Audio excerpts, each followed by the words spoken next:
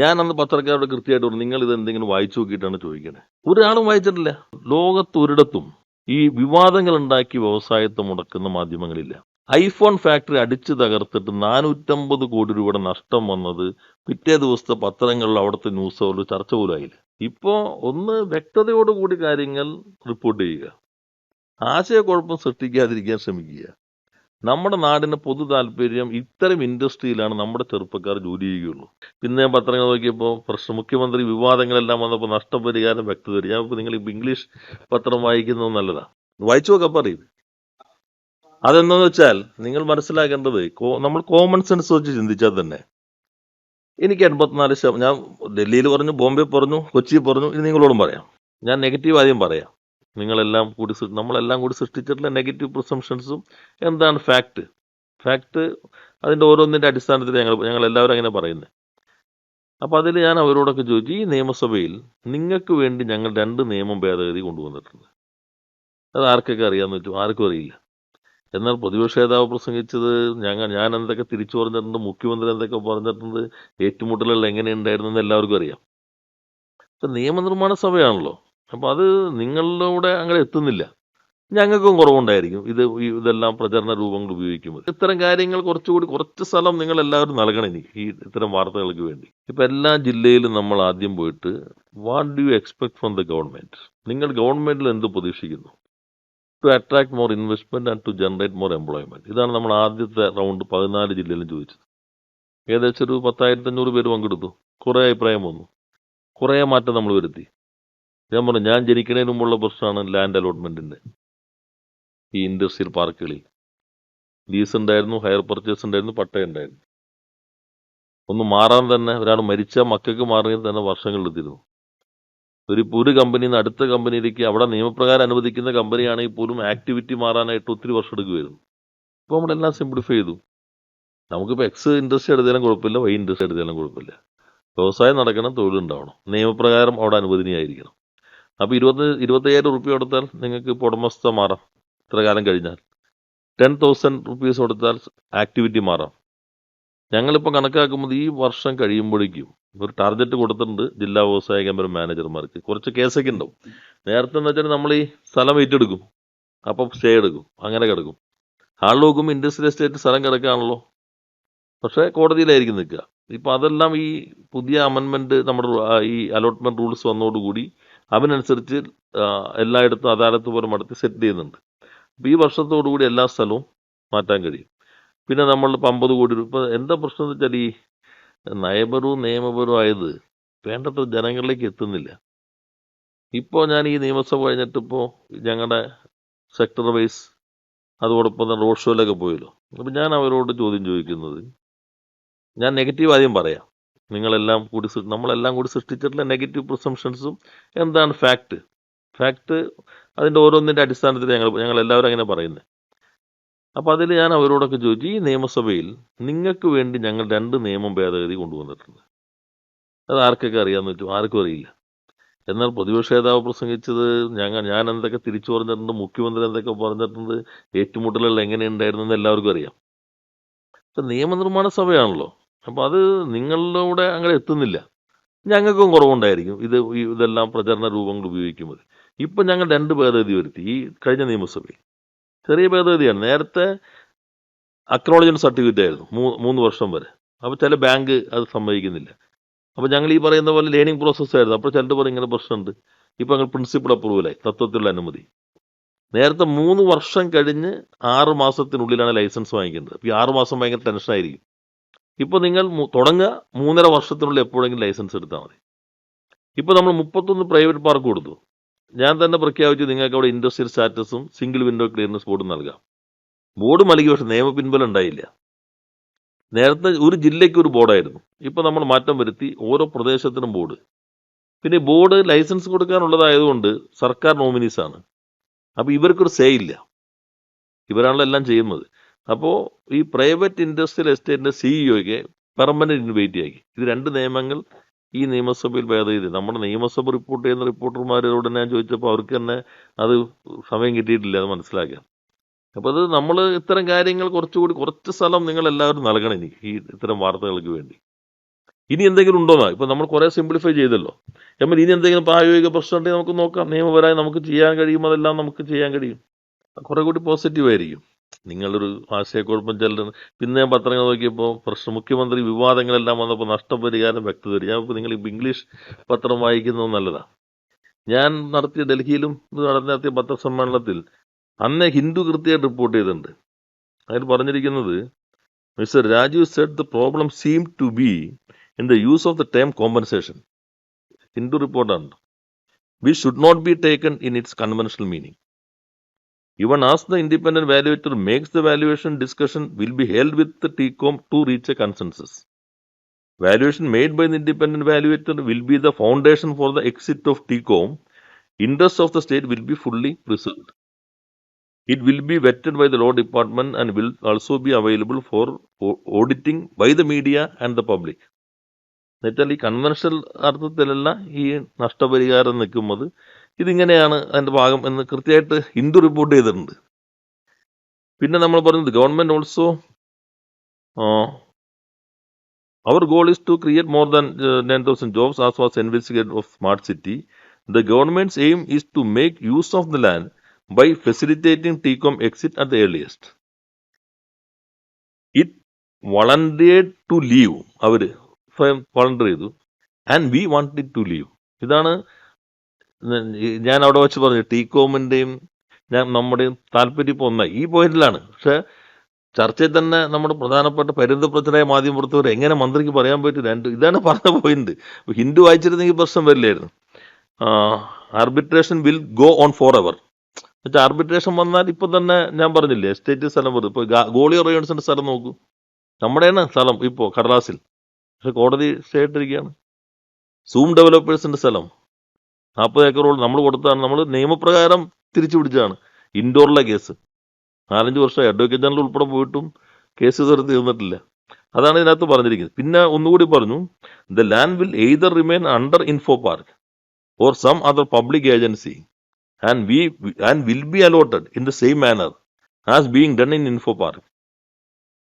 അപ്പോൾ ഇൻഫോ പാർക്കിന് ഇതെല്ലാം വളരെ വ്യക്തമാണ്. പക്ഷെ അത് അങ്ങനെ തന്നെ റിപ്പോർട്ട് ചെയ്യാത്തതുകൊണ്ട് അപ്പൊ ആശയക്കുഴപ്പം ഉണ്ടാകുന്ന പോലെ നിങ്ങളാരും റിപ്പോർട്ട് ചെയ്യാതിരിക്കുക. അതിന്റെ ഇത് വായിച്ചു നോക്കിയത് 7-2-2 ആ 3 വായിച്ച് എന്താ എന്നെ അർത്ഥം? 7-1-3 വായിച്ച്. അതിന് മുമ്പുള്ളത് കേരള ഗവൺമെന്റിന്റെ ഭാഗം വന്നാൽ അല്ല, ആ ഭാഗം വായിച്ചാലേ കൃത്യം മനസ്സിലാവുള്ളൂ. അല്ല, 2 സെയിം ആണെന്ന് വായിച്ചു നോക്കാൻ പറയും. അതെന്താന്ന് വെച്ചാൽ നിങ്ങൾ മനസ്സിലാക്കേണ്ടത്, നമ്മൾ കോമൺ സെൻസ് വെച്ച് ചിന്തിച്ചാൽ തന്നെ എനിക്ക് 84%, ഞാൻ ഡൽഹിയിൽ പറഞ്ഞു, ബോംബെ പറഞ്ഞു, കൊച്ചി പറഞ്ഞു, ഇനി നിങ്ങളോടും പറയാം. എനിക്ക് 84% ഓഹരി, നിങ്ങൾക്ക് 16% ഓഹരി. നമുക്കൊരു കണ്ടീഷൻ ഉണ്ട്. ആ കണ്ടീഷൻ ഒന്ന് മാറി, ഞാൻ മാറി, ഉടൻ എൻ്റെ മുഴുവൻ ഓഹരി നിങ്ങൾക്ക് പിടിച്ചെടുക്കാൻ പറ്റുമോ? ലോകത്ത് ഏതെങ്കിലും രാജ്യത്ത് ഏതെങ്കിലും നിയമത്തിൽ വിത്ത് കോമൺ സെൻസ് പറ്റുമോ? അല്ല, ഞാൻ ചോദിക്കണം, ഇത് അതിലേക്കാൻ വരാം. നമ്മൾ കോമൺ സെൻസ് അപ്ലൈ ചെയ്തിട്ട് ആദ്യം നമ്മൾ കോമൺ സെൻസ് അപ്ലൈ ചെയ്യാം. എനിക്ക് 84, നിങ്ങൾക്ക് 16. ഇന്നെ കണ്ടീഷൻ ഉണ്ട്, ഞാനിത് ചെയ്യും, അത് ചെയ്യും, ഇത് ചെയ്യും എന്നൊക്കെ ഉണ്ട്. ആ കണ്ടീഷൻ ഇല്ലെങ്കിൽ എക്സിറ്റ് ചെയ്യാം. നമുക്ക് വേണമെങ്കിൽ എക്സിറ്റ് ചെയ്യുന്നു. എക്സിറ്റ് ചെയ്യുമ്പോൾ എൻ്റെ മുഴുവൻ നിങ്ങൾക്ക് റിക്കവർ ചെയ്യുന്നല്ലേ പറഞ്ഞ, എന്നെ അത് റിക്കവർ ചെയ്യാൻ പറ്റുമോ? അല്ല, ഞാൻ ചോദിക്കണ ഏതെങ്കിലും നിയമപ്രകാരം നിൽക്കുമോ എന്നുള്ളതാണ്. അതെന്താന്ന് വെച്ചാൽ ശരിക്കും വായിച്ചാൽ മതി. മുകളിലത്ത് വായിക്കുമ്പോൾ കൃത്യം മനസ്സിലാവും. അതിൽ നമ്മൾ കേരളം എന്തെങ്കിലും ഇൻവെസ്റ്റ്മെന്റോ അഡീഷൻസോ വരുത്തിയിട്ടുണ്ടെങ്കിൽ റിക്കവർ ഫ്രം TCOM. അല്ല, TCOMന്റെ മുഴുവനല്ല, മറ്റുകൂടി വായിച്ചാലേ നിങ്ങൾക്ക് മനസ്സിലാവുള്ളൂ. ഇതേ സെയിം ക്ലോസ് അവിടെ ഉണ്ട്. കേരളത്തിന്റെ ഡിഫോൾട്ടിൽ സെയിം ക്ലോസ് 713 ആണെന്ന് തോന്നുന്നു, നോക്കിക്കോ. അപ്പൊ നമ്മുടെ മുഴുവൻ അവർക്ക് എടുത്തു കൊണ്ടുപോകാൻ പറ്റുമോ? നമ്മുടെ ലാൻഡും എല്ലാം തന്നെ നമ്മുടെ ഭാഗത്ത് നിന്ന് വീഴ്ച വന്നെങ്കിൽ അത് ഇതിങ്ങനെയാണെന്ന് അവിടെ കാണുന്നത്. നമ്മുടെ ഭാഗത്ത് നിന്നാണ് വീഴ്ചയെങ്കിൽ അവിടെ ഇത് AGയുടെ റിപ്പോർട്ട് ചെയ്തെല്ലാം ഉണ്ട്. നിങ്ങൾ വിവരാവകാശപ്രകാരം വാങ്ങിച്ചതിൻ്റെ അത് കിട്ടും. അവിടെ ഇൻവെസ്റ്റ്മെന്റ് നടത്തി തരുക. നമ്മുടെ വീഴ്ച കൊണ്ടാ പോണത്. നമ്മുടെ അവർക്ക് റിക്കവർ ചെയ്യാം. അവരുടെ വീഴ്ച കൊണ്ട് അവർ പോണു. നമ്മൾ അവിടെ ഈ ഇക്വിറ്റി അല്ലാതെ ഇൻവെസ്റ്റ്മെന്റ് നടത്തിയിട്ടുണ്ട്. ഇപ്പൊ നമ്മളവിടെ കെട്ടിടം പണിതു, അല്ലെങ്കിൽ വേറെ മറ്റ് ഇൻഫ്രാസ്ട്രക്ചർ ഉണ്ടാക്കി. അത് നമുക്ക് റിക്കവറി ഫ്രം ടീകോം എന്താണ് ഇൻവെസ്റ്റ്മെന്റ്? ഇത് നമ്മുടെ ഇൻവെസ്റ്റ്മെന്റ് ആണ്, അല്ലാണ്ട് അവരുടെ ഇൻവെസ്റ്റ്മെന്റ് എടുക്കാൻ അങ്ങനെ മറ്റു ക്ലോസ് നിൽക്കുവോ? സെയിം ഡീഫോൾട്ട് ഓഫ് ജിയോക്കെ ആണെങ്കിൽ, നമ്മുടെ ഗവൺമെന്റ് ആണെങ്കിൽ, അവര് എന്തെങ്കിലും അഡീഷണൽ ഇൻവെസ്റ്റ്മെന്റ് നടത്തിയെന്ന് കരുതുക. അവരിപ്പോ കെട്ടിടം പണിതു, അത് നമുക്ക് കിട്ടുകയാണല്ലോ. അപ്പൊ നമ്മുടെ അതിൻ്റെ റിക്കവർ ചെയ്യാം. ഇത് അവര് പോകുമ്പോ നമ്മൾ എന്തെങ്കിലും അവിടെ ഇൻവെസ്റ്റ്മെന്റ് നടത്തിയത്, ഇപ്പൊ അവരുടെ കുഴപ്പം കൊണ്ടല്ലേ നമ്മുടെ ഇൻവെസ്റ്റ്മെന്റ് ഐഡിയലായത്, അത് അവരുടെ നിന്ന് റിക്കവർ ചെയ്യാം. ഇതാണ് രണ്ടും ഒന്നിച്ച് വായിക്കുമ്പോൾ കിട്ടുന്നത്. അതാണ് നിയമോപദേശത്തിലുള്ളത്. പിന്നെ നമ്മൾ ഇതിപ്പോ പലതരത്തിൽ വ്യാഖ്യാനിക്കാം. അവർ പറയും നിങ്ങൾ ഇന്ന കണ്ടീഷൻ ഫുൾഫിൽ ചെയ്തിട്ടില്ല. നമ്മൾ പറയും അവർ ഇതാര് തീരുമാനിക്കും? തർക്കം വന്നാൽ ആർബിട്രേഷൻ എത്ര കാലം എടുക്കും? പിന്നെ അപ്പീൽ. നമുക്കിപ്പോ എന്ന് വെച്ചാൽ കൺസെൻസസ് ഉണ്ടാക്കണം. എന്താ താല്പര്യത്തിനെതിരായ എന്താ? അല്ല എന്താ നിങ്ങൾ സ്പെസിഫിക് ആയി പറഞ്ഞോ? അല്ല പ്രതിപക്ഷം, അപ്പൊ നിങ്ങൾ അവരോട് ചോദിക്കണം. അല്ല ഞാൻ പറഞ്ഞു, നമ്മള് ഇപ്പൊ ഞാൻ പറഞ്ഞാലും അവർ പറഞ്ഞാലും ഞാൻ ഡൽഹിയിലും പറഞ്ഞു ബോംബെ ഉപ്പ് കൂട്ടാതെ വിഴുങ്ങരുത് നിങ്ങൾ. നമ്മളിപ്പോ മുനമ്പം പറഞ്ഞു. ഞാൻ അന്ന് പത്രക്കാരോട് കൃത്യമായിട്ട് പറഞ്ഞു, നിങ്ങൾ ഇത് എന്തെങ്കിലും വായിച്ചു നോക്കിയിട്ടാണ് ചോദിക്കണേ. ഒരാളും വായിച്ചിട്ടില്ല. ഇപ്പൊ നിങ്ങളുടെ ഇതിൽ തന്നെ ഇനിയിപ്പോ ഇത് തന്നെ എഗ്രിമെന്റ് എന്ന് കരുതുക, ഇങ്ങനെയാണ്, ഇങ്ങനെ വ്യാഖ്യാനം ഇങ്ങനെയൊക്കെയാണെന്ന് കരുതുക. ഇത് ഇപ്പൊ നമ്മൾ എന്താ ചെയ്യാൻ പോകുന്നത്? അവരായിട്ട് സംസാരിക്കും. അതിന് നമ്മൾ ഇൻഡിപെൻഡന്റ് വാല്യുവേറ്റർ വെച്ചിട്ടുണ്ട്. 84% ഓഹരിയുടെ എത്ര വരും ഇപ്പോൾ. അതിൽ കൃത്യമായിട്ട് ലാൻഡ് വാല്യൂ അവിടെ അന്നത്തെ വാല്യൂ തന്നെയാണ്. സ്റ്റേറ്റിന് താല്പര്യം 91 crores ആണ് അന്നത്തെ ലീസ് വാല്യൂ. അതിപ്പോ മാറില്ല. അത് വെച്ചിട്ട് ഇൻഡിപെൻഡന്റ് വാല്യുവേറ്റർ വരും. ഇതിനെ അടിസ്ഥാനപ്പെടുത്തി നമ്മൾ അവരായിട്ട് സംസാരിക്കും. ഒരു എഗ്രിമെന്റിൽ എത്തിയാലോ പിന്നെ ആർബിട്രേഷൻ ഇല്ല. അപ്പൊ അത് നമ്മുടെ താല്പര്യം. അതിനാണ് ബേസ് വാല്യൂ. ഞാൻ ഹിന്ദു എഴുതിയാണല്ലോ, ബേസ് വാല്യൂ ആയിട്ട് നമുക്ക് കിട്ടി ഇൻഡിപെൻഡന്റ് വാല്യുവേറ്ററുടെ. അത് വെച്ച് നമ്മൾ ചർച്ച ചെയ്യും. എഗ്രിമെന്റിൽ എത്തിയാൽ നമുക്ക് പിറ്റേ ദിവസം തുടങ്ങാൻ പറ്റും. അത്രയും ഡിമാൻഡ് ഉണ്ട്. ഇനി അതല്ല, നമ്മൾ നോട്ടീസ് കൊടുത്ത് മറ്റു നടപടി. അതുകൊണ്ടാണ് ഈ അഡ്വക്കേറ്റ് ജനറൽ പറഞ്ഞിരിക്കുന്നത് 7 ഇപ്പൊ പറഞ്ഞിട്ടുണ്ടല്ലോ, 7 പ്രകാരമുള്ള പ്രൊസീജിയറിലേക്ക് ഇപ്പൊ പോണ്ട. ആ പ്രൊസീജിയർ പാലിക്കുന്നെല്ലാം നിയമപ്രകാരം പോകുന്നതന്നെയല്ലേ. അവ നമ്മുടെ എക്സിറ്റിലേക്ക് പോകാനാണ്. അവർക്കും പലതും പറയാനുണ്ടാവും.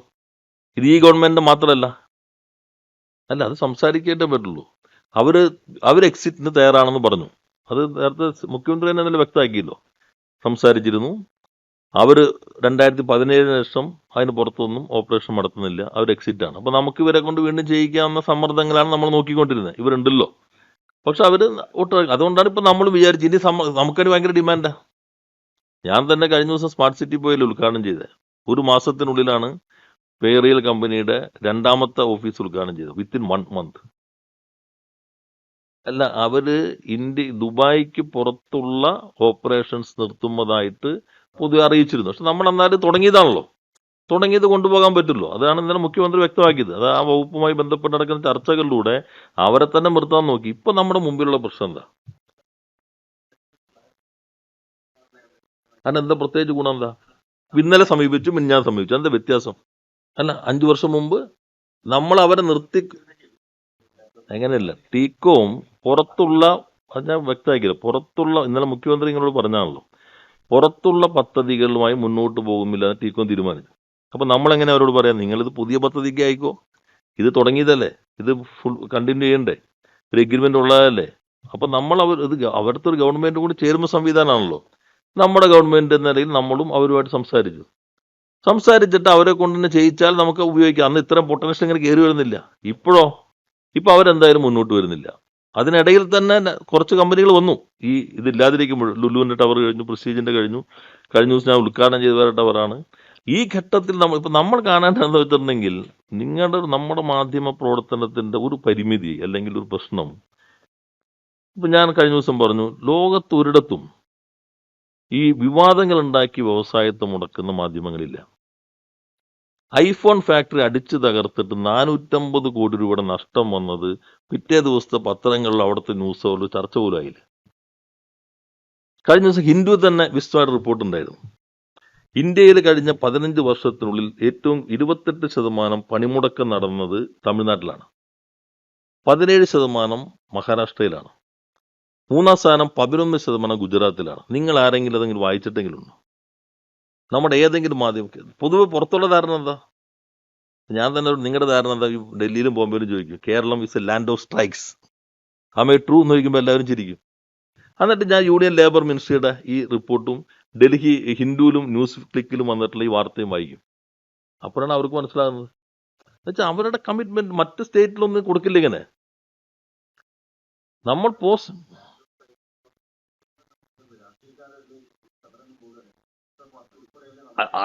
നിങ്ങളുടെ ധാരണ തെറ്റെന്ന് മനസ്സിലായില്ലേ? എന്ന് വെച്ചാൽ നിങ്ങൾ കമ്പയർ ചെയ്യുന്നില്ല. കേരളത്തിലല്ല, ഞാൻ പറഞ്ഞത് നിങ്ങൾക്ക് മനസ്സിലായില്ല ഇപ്പോഴും. ഇന്ത്യയിൽ 15 വർഷത്തിനുള്ളിൽ നടന്നിട്ടുള്ള സമരങ്ങളുടെ ഇത്രയും ശതമാനം 28% എന്നുള്ളത് തമിഴ്നാട്ടിലാണ്. ആ റിപ്പോർട്ടിന്റെ കൺക്ലൂഷൻ തന്നെ സ്ട്രൈക്കുകൾ എന്നുള്ളത് വ്യവസായം മുന്നോട്ട് പോകാൻ തടസ്സമല്ല. സാംസങ് പണിമുടക്കം നടന്നില്ല അവിടെ. അതിന്റെ പശ്ചാത്തലത്തിൽ ഹിന്ദുവിൽ വന്ന ഡീറ്റെയിൽ സ്റ്റോറിയാണ്, ഞാനത് എടുത്തിട്ടുണ്ടായിരുന്നു. നിങ്ങൾ നോക്കിയാൽ നിങ്ങൾക്ക് അത് മനസ്സിലാക്കാൻ കഴിയും. അപ്പൊ അത് അവര് നമ്മുടെ പൊതുവെ ജനങ്ങളുടെ ധാരണ എന്താ? കേരളത്തിലാണ് ഇതെല്ലാം നടക്കുന്നത്, പണിമുടക്കം എല്ലാം ഇവിടെ തന്നെ ഉള്ളൂ. ഇവിടെ കൃത്യമായിട്ട് വ്യക്തമായില്ലേ ഇതിപ്പോ ഇങ്ങനെ കിടക്കുന്നു. ഇത്ര കാലം ഇപ്പൊ നിങ്ങൾ ഇപ്പോഴാണല്ലോ, ഞങ്ങൾ പറഞ്ഞപ്പോഴാണല്ലോ നിങ്ങളിത് അന്വേഷിക്കാൻ തുടങ്ങി. ഒരു പരമ്പരയും ഒരു ചർച്ച ഉണ്ടായല്ലോ, അയ്യോ സ്മാർട്ട് സിറ്റി ഇങ്ങനെ കിടക്കുന്നു, എന്താ സർക്കാർ ഒന്നും ചെയ്യാത്തതെന്ന് നിങ്ങളാരും മിണ്ടിയിട്ടില്ലല്ലോ. ഞങ്ങൾ അടിക്കാനെങ്കിൽ നിങ്ങൾ മിണ്ടിയിട്ടില്ലല്ലോ. ഇപ്പൊ ഇത് വന്നപ്പോ എന്താ കാരണം? ഇപ്പൊ ഈ സ്ഥലം നമുക്ക് ഉപയോഗിക്കണം. അവരോട് പരമാവധി നോക്കി, അവർ മുന്നോട്ട് പോകുന്നില്ല. രണ്ടു കൂട്ടർക്കും ഒരേപോലെ ധാരണയെ പോകാൻ കഴിയൂ. പോകുമ്പോൾ നമ്മൾ പൊതു ഇൻട്രസ്റ്റിൽ നിൽക്കണം. അതുകൊണ്ടാണ് നമ്മൾ വാല്യുവേറ്റർ വെച്ചിരിക്കുന്നത്. ആ വാല്യൂവിനെ അടിസ്ഥാനപ്പെടുത്തിയിട്ടാണ്. അതുകൊണ്ട് നമ്മളൊന്നും അധികമായി ഇന്നലെ മുഖ്യമന്ത്രി വ്യക്തമാക്കിയല്ലോ, സാധാരണ കോമ്പൻസേഷൻ എന്നുള്ള വാക്ക്, അതുകൊണ്ട് കൺവെൻഷണൽ മീനിങ് അല്ലാന്ന് ഇംഗ്ലീഷിൽ അവർ എഴുതിയത്. സാധാരണ അർത്ഥം എന്നുള്ളത് നിങ്ങൾക്ക് പോകുമ്പോൾ ഞാൻ എൻ്റെ നിന്ന് കുറച്ച് കാശെടുത്ത് തരണം. അതുകൊണ്ട് മനോരമ ഞാൻ പ്രസംഗിക്കുമ്പോൾ ഒരു സഞ്ചിയൊക്കെ തൂക്കിയിട്ട് ഒരാൾ പോകുന്ന കാർട്ടൂൺ കൊടുത്തത് ഈ തെറ്റിദ്ധാരണയില്ല. എന്ന് വെച്ചാൽ നമ്മളൊന്നും കൊടുക്കുന്നില്ല, അവർ മുടക്കിയിട്ടുള്ളതിൽ നിന്ന് എന്താണ് കൊടുക്കാൻ പറ്റുന്നത്. അതിനെ സിമ്പിൾ ലോജിക്കാൻ പറഞ്ഞത്, നിങ്ങൾ ഇനി കമ്പനി നിയമമൊന്നും പഠിക്കുന്നില്ലെങ്കിലും ഒരു 2 പേര് കൂടിയിട്ട് കമ്പനി രൂപീകരിച്ചാൽ, ഒരാൾക്ക് വീഴ്ച വരുത്തിയാൽ മറ്റാൾ ഓഹരി മുഴുവൻ റിക്കവർ ചെയ്യാവുന്ന നിയമം എന്നുള്ളത് ലോകത്തൊരു രാജ്യത്തും ഉണ്ടാവില്ല, ഒരു നിയമം ഉണ്ടാവില്ല. അപ്പൊ അത് വെച്ചാൽ തന്നെ നിങ്ങൾക്ക് വായിച്ച മനസ്സിലാവും ഈ ക്ലോസുകൾ. അല്ലെങ്കിൽ നിങ്ങൾ തന്നെ കോർപ്പറേറ്റ് ലോയേഴ്സിനെ വിളിച്ചിട്ട് നിങ്ങൾ മാധ്യമ പ്രവർത്തകരിക്കുക, ഈ ക്ലോസ് എങ്ങനെയാ നിൽക്കുക? അതല്ലേ, അതുകൊണ്ടല്ലേ പിറ്റേ ദിവസം ഞാൻ വിസ്തീരിച്ച note in the conventional meaning. വേറൊരു മലയാളം അതിനകത്ത് അവർക്ക് കണ്ടുപിടിക്കാൻ പറ്റാത്തതുകൊണ്ട്, എന്നുവെച്ചാൽ കൃത്യം ഓഹരി മൂല്യം കൊടുക്കാനാണെങ്കിൽ നിയമപ്രകാരം പോകണം. അത് ഫിക്സ് ചെയ്തിട്ട് നമുക്ക് പരമാവധി എത്ര മെച്ചപ്പെടുത്താൻ കഴിയും, എന്തെല്ലാം കാര്യങ്ങളുണ്ട്, അതിന് വേറൊരു ടേം അവർ ആ ടേം. അതുകൊണ്ടാണ് ഞാൻ പിറ്റേ ദിവസം തന്നെ വ്യക്തമാക്കിയത് not in the conventional meaning. അതല്ലല്ലോ ഇപ്പോഴത്തെ ചർച്ച. ഞാൻ ചോദിക്കുന്നത്, അല്ല അതൊക്കെ പരിശോധിക്കാമല്ലോ, അത് നടന്നോട്ടെ. നമ്മളിപ്പോൾ നിങ്ങൾ എന്താണ് ഇപ്പൊ അത് വേണമെങ്കിൽ ആർബിട്രേഷൻ പരിശോധിക്കാം. അവർ പറയും നിങ്ങൾ ഇന്നെ കാര്യം. നിങ്ങൾ കാണേണ്ടത് ഇൻഫോ പാർക്ക് മുഴുവൻ കൊടുക്കാൻ പോയി. ഞാൻ അവിടെ സമരം നടത്തിയ ആളല്ലേ. ഞങ്ങളുടെ മനുഷ്യച്ചങ്ങല നിങ്ങളുടെ പഴയ ഫയൽ നോക്കിക്കോ. ഇൻഫോ പാർക്ക് വിട്ടുകൊടുക്കുന്നതിനെതിരെ വലിയ മനുഷ്യച്ചങ്ങല നടത്തിയത് അവിടെ കംപ്ലീറ്റ് കൊടുക്കാൻ പോയതല്ലേ. ഇപ്പോ ഒന്ന് വ്യക്തതയോടുകൂടി കാര്യങ്ങൾ റിപ്പോർട്ട് ചെയ്യുക, ആശയക്കുഴപ്പം സൃഷ്ടിക്കാതിരിക്കാൻ ശ്രമിക്കുക. നമ്മുടെ നാടിന് പൊതു താല്പര്യം ഇത്തരം ഇൻഡസ്ട്രിയിലാണ് നമ്മുടെ ചെറുപ്പക്കാർ ജോലി ചെയ്യുകയുള്ളൂ. അതിന് നിങ്ങൾ മറ്റെല്ലാ സ്ഥലത്തെയും മാധ്യമ പ്രവർത്തനത്തിന്റെ രീതി കൂടി നോക്കുക. ബാക്കി രാഷ്ട്രീയമായിട്ട് ഞങ്ങൾ വിമർശിച്ചു, ഇതാണ് അതാണെന്നുള്ളതൊക്കെ നിശ്ചയിച്ചു, മറ്റേ പരമ്പര എഴുതിക്കോ. പക്ഷെ ഇത് നമ്മൾ ഈ രൂപത്തിൽ തന്നെ പോകുന്നതായിരിക്കും ഉചിതം. അങ്ങനെയൊക്കെ പറയാൻ പറ്റുമോ? എന്ന് വെച്ചാൽ ഉറപ്പുണ്ടാക്കിയിട്ട് നിങ്ങൾക്ക് തുടരുള്ളൂ. ഇപ്പൊ നിങ്ങൾ അവിടെ ജോലിക്ക് കയറുന്നു, നിങ്ങളുടെ ജീവിതത്തിൽ ഒരിക്കലും പിരിച്ചുവിടില്ല എന്ന് ഉറപ്പ് വാങ്ങിയിട്ടാണ് നിങ്ങൾ കയറിയേക്കണേ. അല്ല, നമുക്ക് അങ്ങനെ പ്രഡിക്ഷൻസ് പറ്റില്ലല്ലോ. ആർബിട്രേഷൻ ക്ലോസ് അവിടെ ഉണ്ടല്ലോ. ആർബിട്രേഷൻ ക്ലോസ് ഉള്ളതുകൊണ്ട് ചർച്ചകൾക്കുള്ള ക്ലോസ് കൂടി ഉണ്ട്. അത് നമ്മൾ ശ്രമിച്ച് പരാജയപ്പെട്ടാൽ പരാജയപ്പെടാൻ ഇടയുണ്ടെന്ന് വെച്ചാൽ ഇപ്പോഴേ നമ്മൾ മുണ്ട് മടക്കി കൂത്തണോ?